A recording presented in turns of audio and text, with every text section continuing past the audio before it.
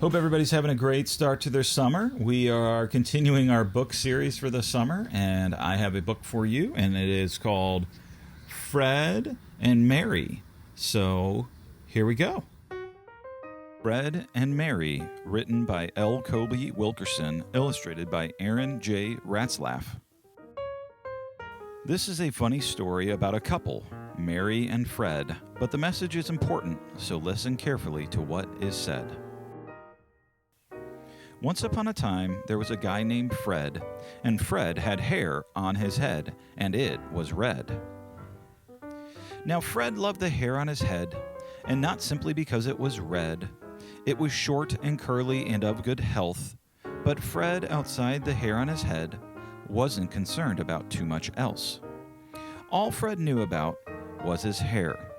Other aspects of hygiene, I don't think he too much cared.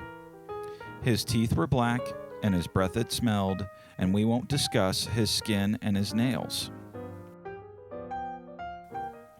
But despite all of this, Fred was happy anyway. He went about his business, not caring what people had to say. They talked about his clothes and his beat-up shoes, but none of these things gave Fred the blues.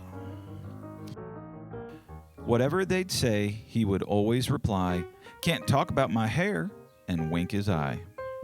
Then he'd continue on his merry way, still not caring what people had to say.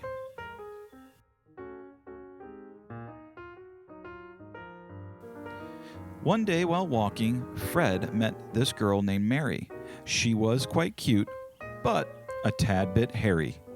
She had hairy arms and hairy legs, and boy, did she ever have hair on her head.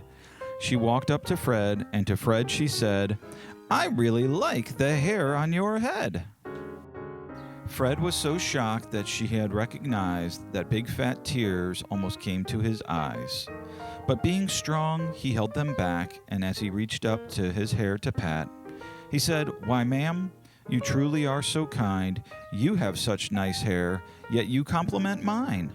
She said, "Oh, it's nothing. Your hair is truly nice. Trust me, I know lots about hair. I've had lots all my life." Now, I did tell you that Mary was cute, but I didn't tell you how big her feet were or how she smelled like puke. But Fred didn't mind any of that. She liked his hair, and that was that. Now, Fred and Mary fell in love and went off and got married, and I can tell you that the sight was truly kind of scary. But married life did them both some good. It got them to a place that it should. Because of marriage, their lives improved. Mary took baths and got some new shoes. Fred got some new clothes and some new kicks, and believe it or not, he got his teeth fixed. His skin and his nails were the picture of perfect health, and Fred and Mary were happy without anyone else.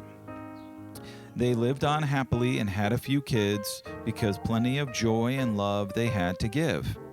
It just goes to show you, regardless of what you look like outside, it's what you've got inside that makes you survive.